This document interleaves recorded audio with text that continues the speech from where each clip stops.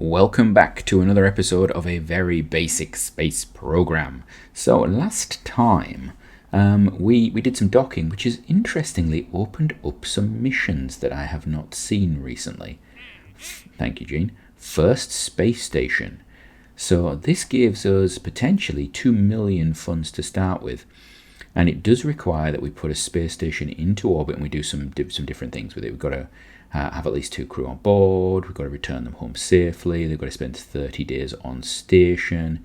You've got to have at least 2 crew on a craft that comes up to the station. You've got to rendezvous with it, all that sort of stuff.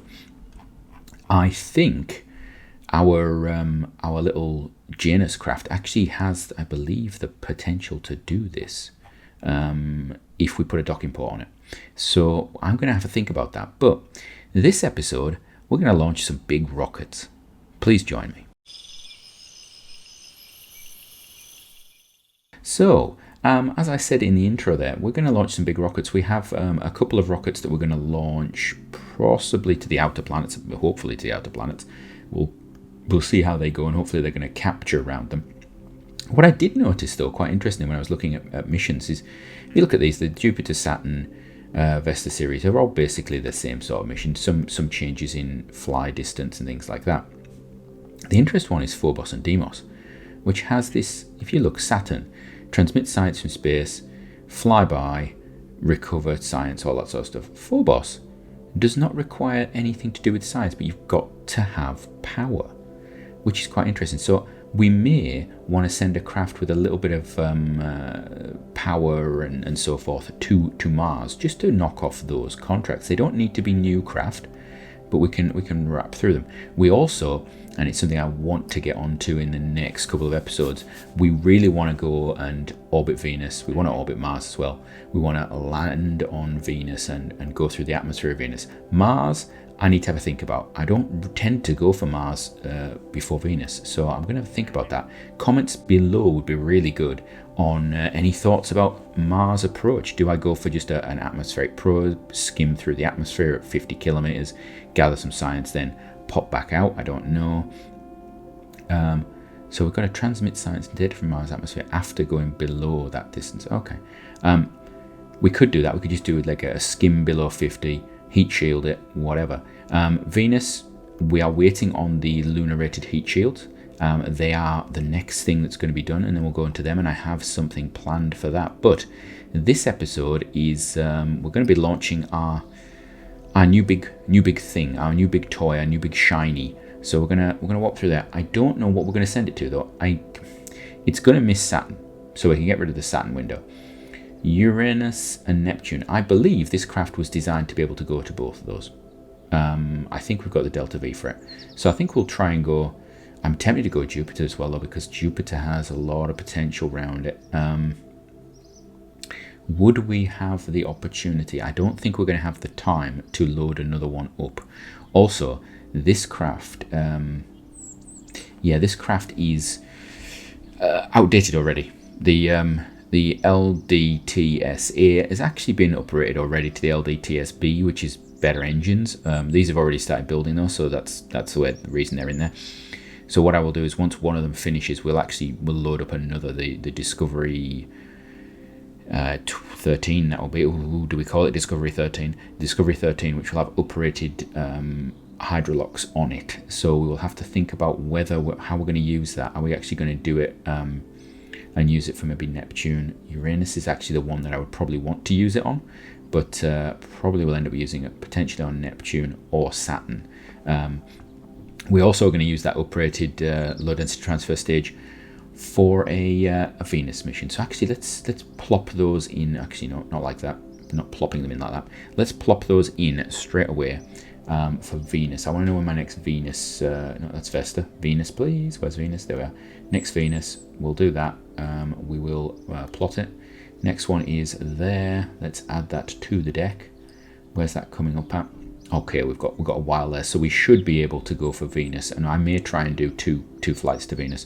It's a decent window, actually. It's only like 100 days, and then we got a Mars. We want to go for a Mars orbit, so we're going to pull that up, and that's now. Oh, that's really annoying, actually. So then we're going to be looking around here, aren't we? So add that there.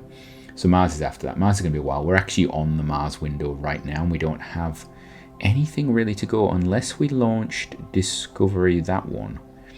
But we've already done a couple of Mars flybys, things like that, and I feel as I'm just going to scrap that actually. And I'm going to scrap this as well. We'll hold that in reserve. We're going to scrap this one, I think. If you'd like to see another attempted land on the lunar surface with an explorer, we can do that. However, I think we should go bigger next time. I think I want to send a rover or something like that. So that's something we're going to look at. Right. I'm going to warp forward time. We're going to have a look at this Javelin, and it's probably going to be the Uranus window, I think. So we'll rename it and so forth. Right. Let's get going. All right. So time has flown through. We can see that we've actually finished two of the new Discovery craft. We've got Discovery 11 and 12 there sat waiting. We also have 13 and 14 on their newer launch vehicles, or more accurately their newer transfer stages. They're being built. The big issue here is I have not launched one of these Javelin 5s yet. I haven't tested it or anything because it takes so long for us to build them. It's a bit like SLS, I guess. So this is going to be a full up test of this. Anything could go wrong. I haven't simmed it. Because, well, you know, sometimes you've just got to go for these things. So this could go horribly wrong. We do have a second one in storage. Ideally, that second one I would like to send to Jupiter. If need be, we could cancel the Jupiter because we do have a flyby from Discovery 10 that's going to go past Jupiter. It's going to get that Jupiter mission. It's not going to get the orbital mission because it doesn't have the Delta V for orbit, but it should get the flyby mission. So we could sacrifice that, but it would also then mean potentially sacrificing the Neptune window because that's again in close proximity. I am actually tempted. I don't think we're going to do the Jupiter one either way. I think we're going to cancel Jupiter. So that gives us Uranus and Neptune, and then we've got 130 days to get this one up. And then what I actually want to do is we need to move Pathfinder. We're going to put Pathfinder on, and I'm going to have to spend some funds to get that going, I think. We might be too late for Pathfinder. Pathfinder is going to be something new. We'll probably show you in the next episode, but I will see.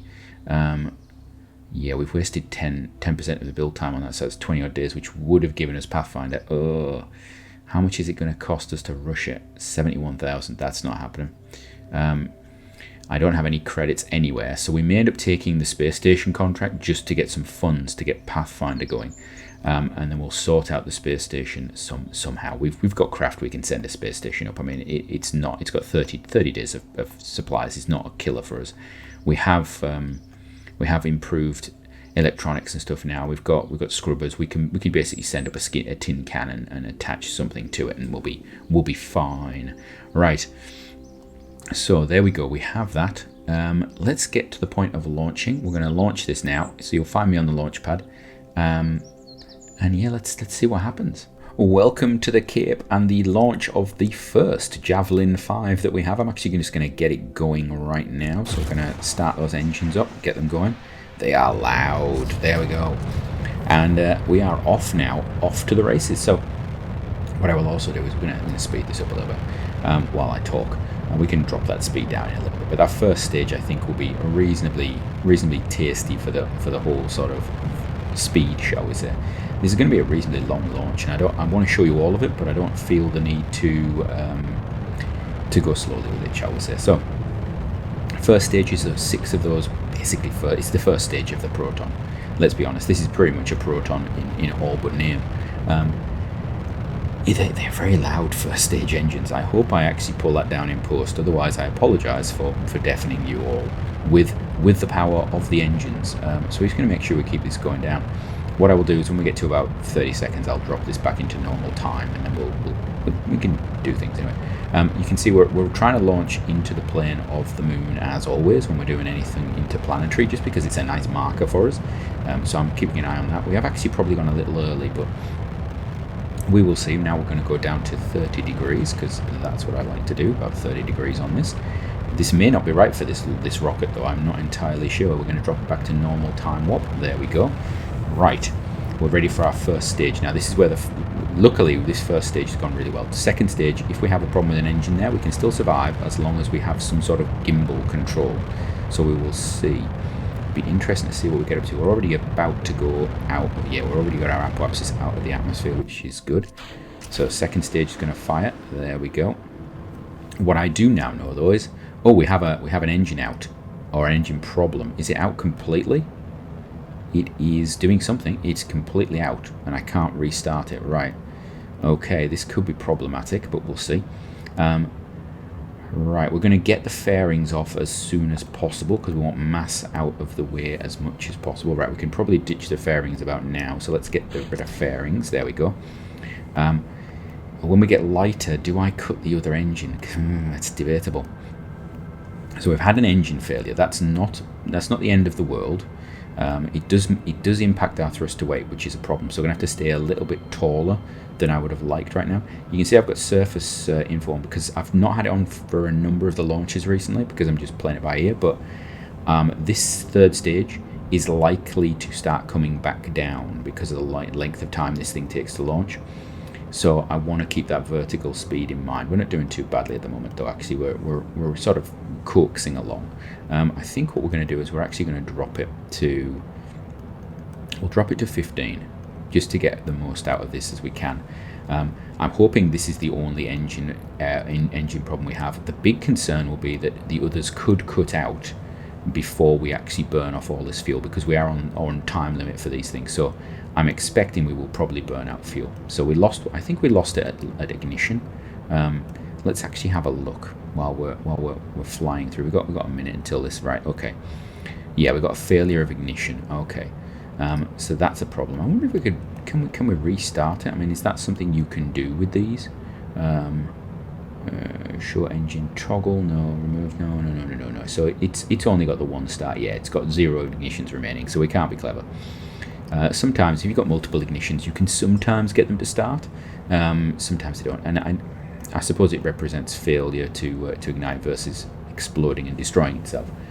This thing failed to ignite, so it is done. We don't have any more, whatever the ignition system is in it. If it's like Hep B or whatever, it's in there. So this is going to just work its way. We've got 1 minute 30 to orbit. I was going to go for 200 kilometers, but I think we're going to have to go for 250 just because of this engine problem. I don't want to drift too low. In fact, what I might do is we might go to 0. We'll go to 0 and we'll let this thing, this stage basically catch. Now, let's have a look. What are we doing regarding inclination? That is going too far, so I want to pull this way maybe. There we go. We're going to pull it. There we go. We're going to pull it down. So we're actually doing not too bad for the whole inclination thing. We're going to get it down. We're going to get this relative inclination down. We've got about 30 seconds left on this stage. Normally I would do this refinement with the third stage, but we can do it with this stage. I think it's partly been thrown off because of that engine failure. All right. I think we probably have we've probably got enough delta V now to make orbit. I think we're probably not doing too badly for this. We're gaining again, actually, aren't we? That's interesting. We're a bit too far. Right, we need to go the other way. We go down to 90. There we go. Right, we're gonna almost stage now, are we? There we are. Right. Is this gonna light? Yeah, we have ignition. Okay, that's good. That's good. So don't look at that. I know it's not particularly artistic. It's not one of my most artistic stages. We are in the dark as well, so you're seeing very little because some of these things are not reflecting light, obviously, because they are metallic. Right, so this stage is the one that's hopefully going to get us to orbit. So let's have a look. What are we doing? We've got right. I need to get some pitch on this. So I'm thinking 15. 15 is good. We're almost at a thrust to weight ratio of 1 already, so that's not a big issue. As long as we stay below the 250 mark, I'm not too annoyed. I do need, however, to fix my inclination. That's going to be the problem. So we're going to pull that to there. Right, that's going to pull that down. You can see we've let it get a bit runway. I think what actually has happened is we were slewing slightly sideways because of the fact that we had an engine out. And the fact that we held it on gimbal is actually quite impressive. That's actually given me a lot of hope for these craft, actually. I suppose there was a lot of weight at the front end there, so I think if it had been a less weighty payload and it didn't have a third stage, I think we would have probably lost it there, but not bad at all. Right, pull this a bit more up. Can we get a bit more close? I want to get close to at least something near our relative inclination. I think we're going to be out by a bit.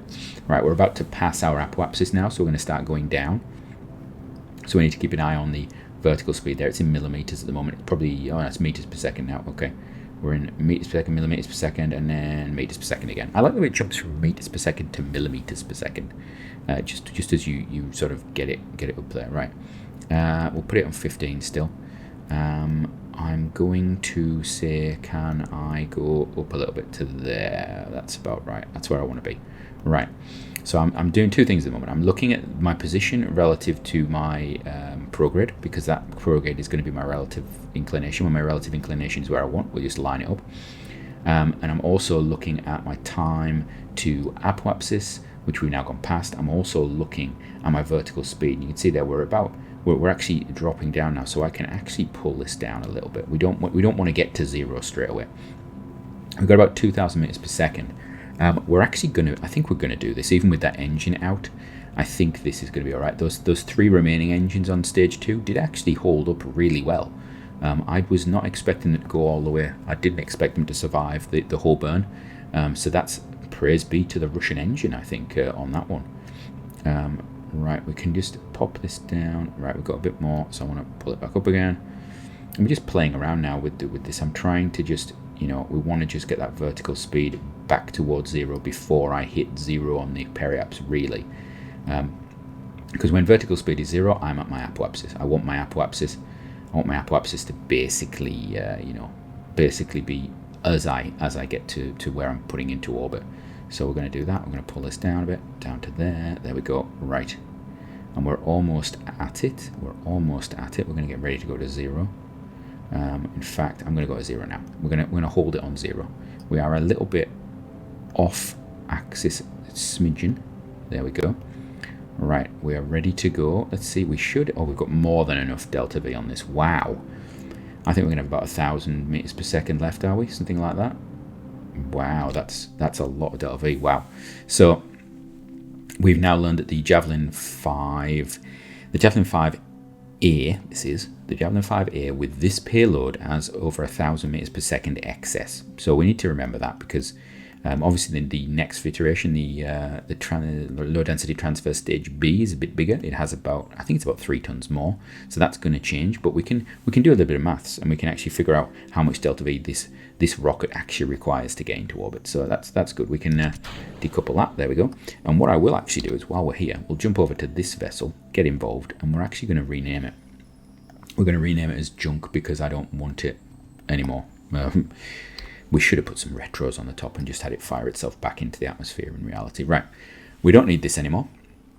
We are going to Uranus. Well, Uranus the planet, not yeah, anyway, let's the number of jokes potentially for that, and I'm so tempted by all of them. Anyway, let's have a look. Where are Uranus? There we go. Set as target. Now we're going to bring up our rendezvous planner thingy doodle what's it maneuver planner. Where are we? There we are. And I'm going to go. Give me a pork chop selection. I would like to go ASAP, please. Create my node.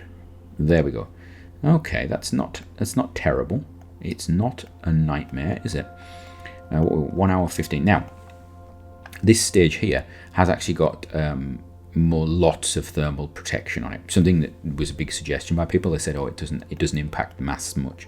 You are correct. It has not actually impacted the delta V of this stage much at all. I was quite surprised, if I will be honest with you, because in past playthroughs, those sort of protective shielding, the foam padding, whatever you want to call it, MLI, multiple layers of insulation, all that sort of stuff, that used to be quite heavy.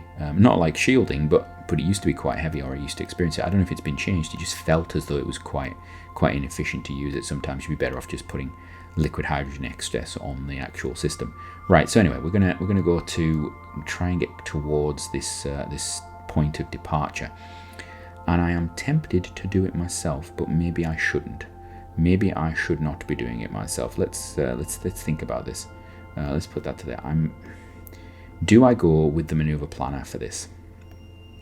That's the question.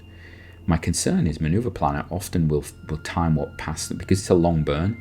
It may decide it doesn't want to do that burn at that time.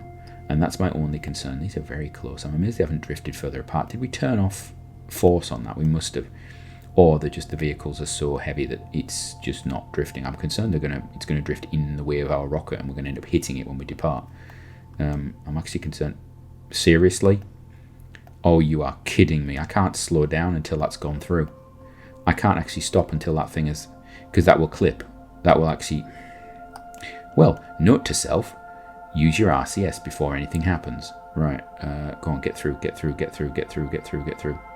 Wow. Okay, so that's a perfect little example there of two items in space will either move away from each other or they're going to hit each other. There's no hovering. They don't stay next to each other. They're either going to hit or they're going to move away.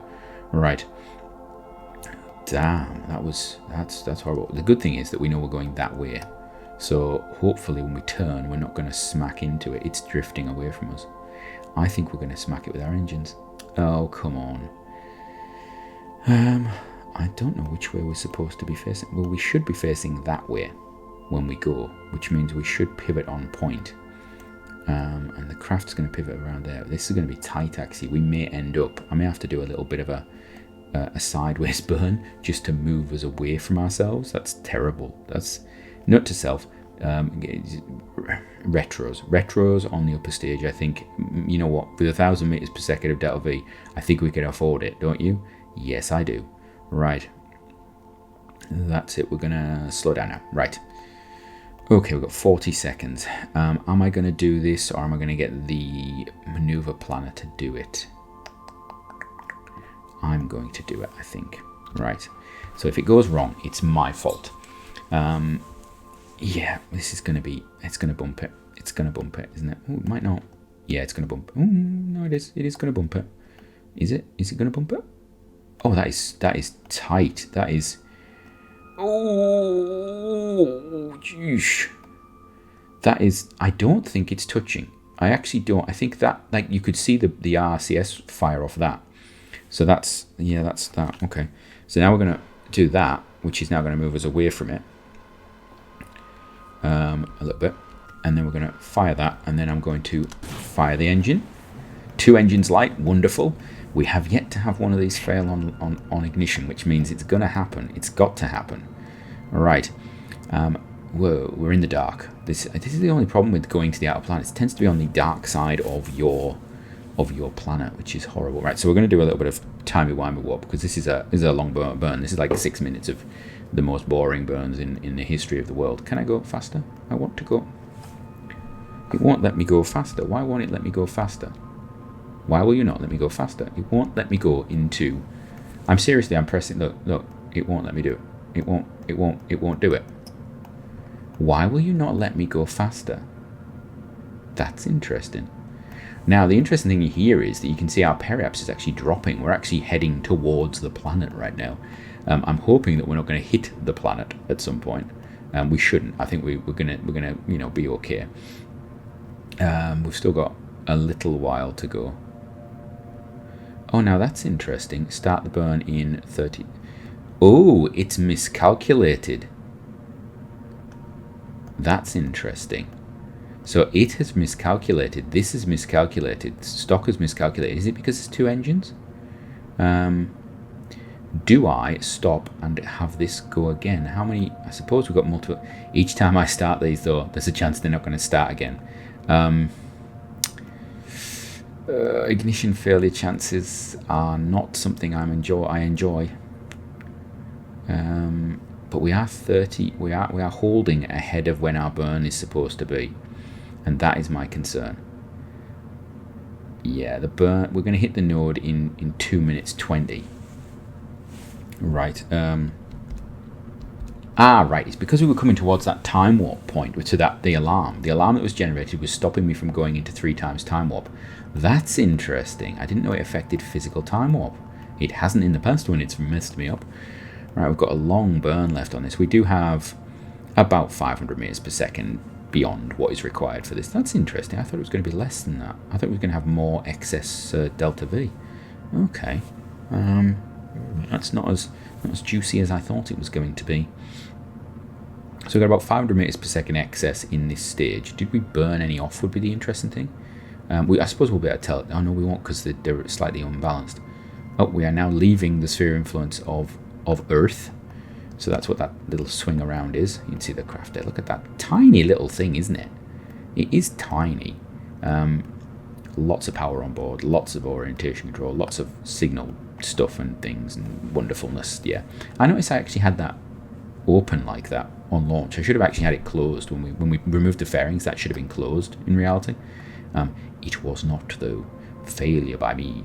Now, how much is actually left in these things here? Oh, loads. So we can do a lot of the maneuvers and stuff with this RCS. Hopefully, we can dump the potentially we can dump the hydrolocks and just use these for doing a bit of minor maneuvers before we let the thing go. Now, the only problem is I don't know if there's actually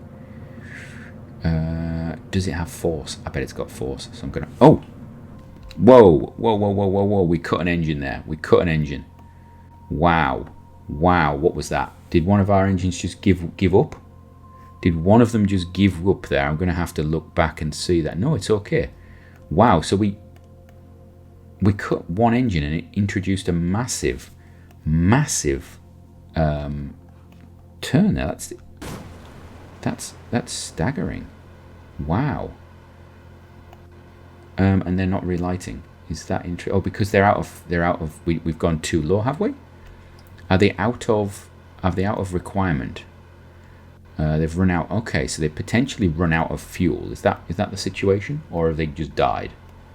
That's interesting. Let's try.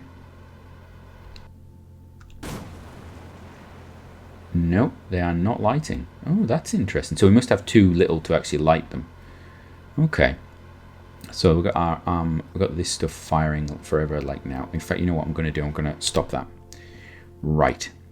So now we need to actually have a look and see, are we anywhere near our target? Focus view. Right. Is that us or is that that? Oh, right. Okay. So we are coming in. Okay. So hitch. Okay, we're gonna do it with a bit of RCS. Okay. No doubt I will have to. So that's interesting. We only just had enough delta V there. We've got fuel on board, but the engine's cut out. I wonder whether it was actually. It wasn't me. I didn't do it actually, did it? We weren't using maneuver plan or anything. So it actually just did it as it ran out of fuel, which is interesting. Right. That is not where I originally planned to have it. And what's our target one? Let's put it there. Okay, that's close-ish to the surface. I can't remember what Uranus's target distance is, but we can do a little bit of a turn that off, turn the RSS back on, and just give it a little. Nope, that's too much. Right, there we go. Right, now what's going to happen here is I'm going to decouple this and it's going to fly off, isn't it? Yeah, that's what's going to happen. So we're going to do staging. Right, we've staged. We don't have control of it, but that's okay. Right, where are we? Okay. So what's happened with this? We are now there. So we're going to we've gone backwards. How have we gone backwards from this? I'll just check. Have I actually decoupled the right? Is that? Please tell me that is not attached to us. That is not attached, is it? It's hovering, and I'm concerned that it's attached to us. I don't think it is, but we'll see. Right, let's get the. Where's my avionics? I want to activate avionics. There we go. We now have control. Right. Turn that off. Oh. Right, yeah, that would be a problem. So we'll do a refinement once we get signal, I think. But I think it's just going to be a pro-grade sort of refinement. I think, possibly. We'll see. We'll see what's going to happen. We'll let this run out. So this thing's going to be firing back to the Earth. We're going to let it rotate around until we get signal of some sort. Whoa, what are we doing? Have we got signal yet? Why is it? Oh, there it is. There's the Earth. Go on, get signal from Earth. Go on. Give me some signal. Come on, signal. What are we doing? Come on. There we are, signal. We now have signal. Right, good. Okay. Right, what do I want to do? put me on the node or put me prograde? Yeah, put me prograde. Whoa, that's probably not the choice I should have gone for. Okay. Right, now we're going to try this again. So, oh yeah, that's bringing us in a little bit, isn't it? Right. And I'm going to let it just work its way out until it's not in the atmosphere of the giant gas body. I want a little bit. Nope. Can I do just tiny thrust? Can I do tiny thrust? Is caps lock do tiny thrust? Because I know that does fine control. Does fine control work on RCS? That's the question. Oh, it does. Oh, wonderful. Right. So we were aiming there for 1.5. That's it. Turn that up. Nope. Come back. Stop it. There we go. That's what we're going for. That's the thing. Right. So that puts us onto that orbit. Now, of course, the interesting thing about Uranus is you've got the moons are all at horrendous angles. Turn that off. Don't want that firing randomly. Let's put a little maneuver node there. We're going to go. How much does it cost me to? Ooh, 700 to get to that. That's lovely, actually, isn't it? So I think what we will do. The annoying thing is, it would be really nice if we'd have actually gone, and I'll try and explain this, if we'd have got our periaps just there, would have been beautiful, just on that plane, because then we could have captured the periaps, we'd have gone into a really high orbit, there we go, then we could have actually done at the tip here, where we're going as slow as possible, it doesn't actually show you what speed you're doing, we could have changed our inclination and come in on the same sort of plane as these. And I wonder whether there is a way for me to do that. Maybe not with this craft. Maybe this isn't the craft to do this with. Maybe we just want to get into orbit. How much is a plane change up here? Let's have a look. Let us have a look. How much would this plane change? Add maneuver. Right. How much would a plane change be? So we want to go like that. And like that. Is that right? Is my plane changing? Yes, it is a bit. Right, let's try again. How much to get you to a 90-degree plane change sort of situation? Well, that's a part of the way there. Let's have a look. So that would be 500. Ooh. So potentially we could go into sort of a plane change high up if we only just did a loose capture it just at the outskirts of the planetary body's sort of sphere of influence. That would be quite interesting. All right. Is there anything else I want to do with this craft? Not really. We need to check that we have our alarms set up. We do. It's leaving in 21 hours. I think what we will do is actually set it up to do some science. We'll get its science running. So let's get the science going. Discovery 11. We want data. No, we want auto. No, there we go. Right. We want to get all this stuff going. Oh, that's interesting. Image spectroscopy was already running. I didn't know we'd had that turned on.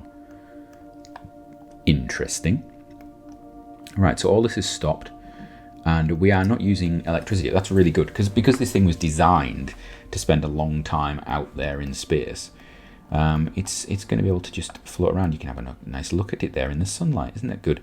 Right, let us take this out of the sphere of influence. It's only going to spend 21 hours in the Earth's sphere of influence because we're going so fast. This is by far the fastest thing we've ever launched. Did we get anything for that? Contract complete. What's that? Oh, it's the docking one. Okay. Right. What I would do... Yeah, there we go. Batteries are getting low. Are they? Are we transmitting? I think you find they're not getting low. They're not getting low at all, in fact. Oh, is that the... That's the carrier craft. The probe thing that's falling to bits. Okay. Right. 18. We're gonna just run this forward. Thank you. The probe, yeah, the probe's out. Wonderful. Yeah, wonderful. Don't need the probe. Probe's a piece of rubbish. This is the thing that is important. The probe has... If anybody's got any comments about the shutdown of the RL-10s, I would really love to hear it. It would be really interesting to see what's going on. I must actually have a look back at it and see what's going on to see exactly what happened there, because it did spin out. I don't know if one of them... And there's no sign. There was no sign on the... test flight or anything that one of them had given up? Was it that one of them is getting preferential fuel than the other? I don't know. It just seemed very odd that we get a spin like that, and it was almost a split second. So it was like one shut off slightly before the other. So I don't know if that's the way it was computed or something. We were right at the end of the tank or something, or the engines were shut off quite violently because it was on physical time warp. It went round. I don't know. The interesting thing for me on that is though that Uranus is definitely not the furthest planet. We've got Neptune, and I don't think that vehicle is going to take us to Neptune. So that's something we need to think about. I think Neptune's going to need the uprated transfer stage, because I don't think it's going to. We're going to have the Delta V on that stage otherwise, which is interesting. I thought we would potentially have enough, but maybe not. Right. So this thing, Discovery, is doing. Let's have a look. Discovery 3 is that? Oh, that's a calculated maneuver, isn't it? There we go. I don't want that. I don't want that Uranus one. Do I want the Uranus one? Is that the one I want? Hold on. That's interesting. Let's have a look at vessels. There's what's the one that we've got in storage? Is it 12? It's 12. So yeah, this is 11. Right. What's that maneuver? I don't care about that maneuver. Show me something different. Where are we? Why has it got a maneuver come up? Right, so I need a sphere of influence change for this one, so we'll do that. So sphere of influence, 1 minute. Yeah, put that in. Where's that? Oh, it's not happened yet. That's why. Okay. Right. So let's pop back to here, and then we'll just wait for our sphere of influence change to happen, which is very soon.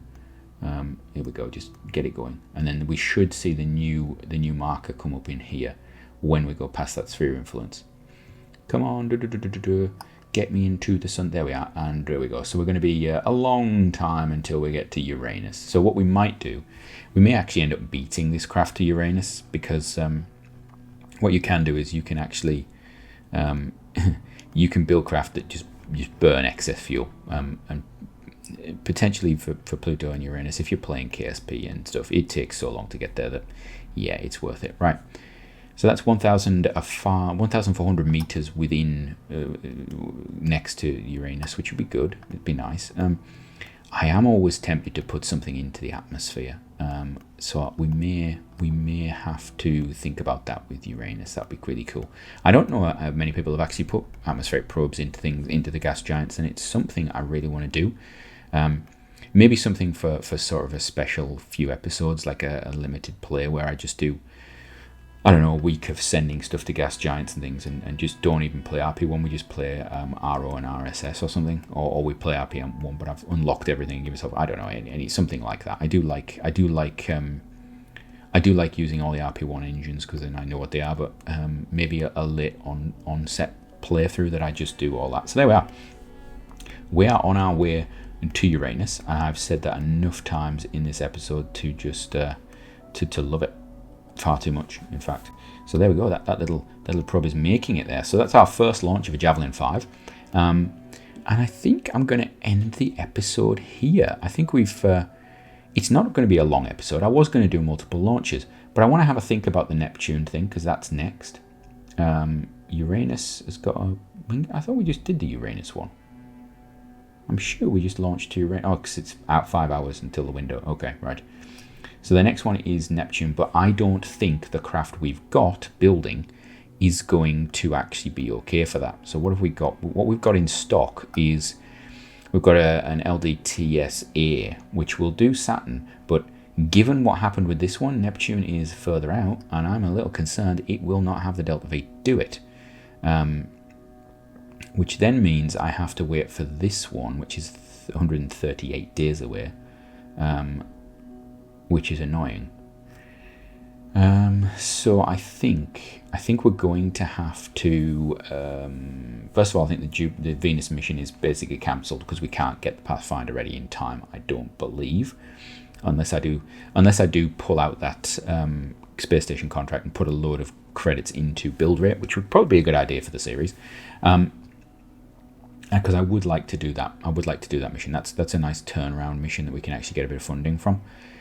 The problem is that the space station mission requires a bit of time. So I think next episode we're going to have a look at the space station mission, see if we can actually start it, see what we need for it, see if we can get a Janus to actually have some sort of tech on board, because I think we're going to have fuel cells. So actually, let's go and do that now before we end the episode. Let's go and actually check what have we got for the space station mission, because we may have fuel cells available, which would be quite nice. We've also got Discovery 10 there, which doesn't have a name telling me that it's going to Jupiter. So I must probably edit that, although it's got the time on it. So let's go have a look at science and stuff.